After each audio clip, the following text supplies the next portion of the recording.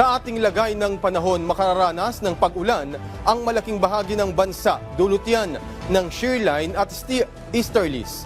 Kumuha tayo ng update kay Pag-asa Weather Specialist Lori De La Cruz. Magandang tanghali po.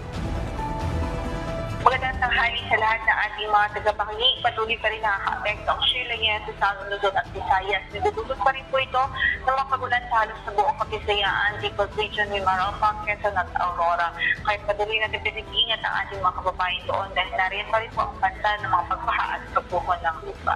Samantala sa Caraga, Davao Region, maulap din sa Paurin na may mga pagulan at pagkidlat pagbuhon dahil sa easterlies.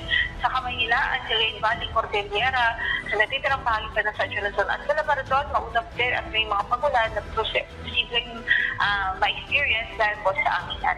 The rest of the country, generate your weather, liwas sa mga localized thunderstorms in the afternoon or evening.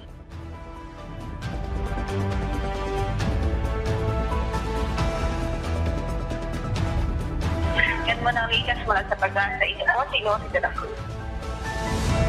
Maraming salamat, Pag-asa Weather Specialist Lori De La Cruz.